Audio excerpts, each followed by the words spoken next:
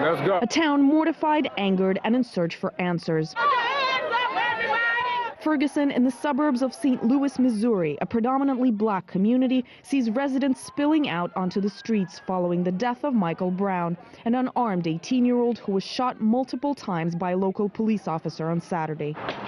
Riots, looting, and vandalism ensue. One store is torched and burned down. We've been dealing with injustice for so long. When you got a lot of harassment down here by the cops, you know what I'm saying? Not just Ferguson. We can go on and on and on. Amidst the mayhem, police and riot gear used tear gas for 2 nights in a row. We can see riot police in full gear approaching towards protesters, and somebody just threw a bottle against a car. Look, they just fired tear gas.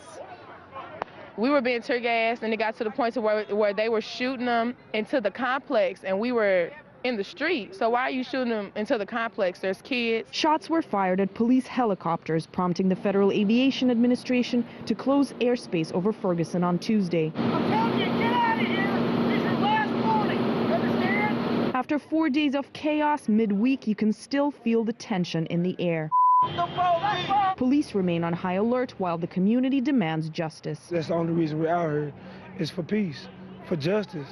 Like, there's no reason that a young man should have been murdered in cold blood. Details of how and why Michael Brown was killed remain unclear, as accounts of what happened differ.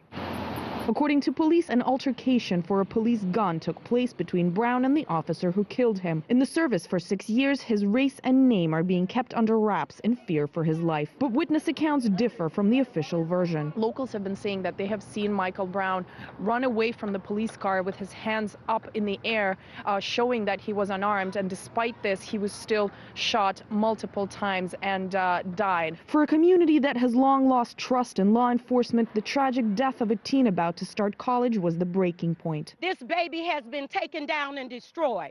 Who's going to be next? Which child is going to be next? We just had Trayvon and Jordan Davis and other black children all around the world. This is a systematic racist problem. This is apartheid in America. Let's call it what it is. Local and federal investigations are currently ongoing, but few here have trust in real accountability. Lord, you just come on in right now. While Michael's life can't be brought back, people here say justice and a sweep of the system would bring back some relief to these streets. They just racist. We need to get out here. We need to hold sign up. We need to vote the mayor and the chief and get the hell up out of here because they're destroying our mind. They're destroying us. Few locals approve of the looting and violence that have taken place here, but they say desperate times call for desperate measures.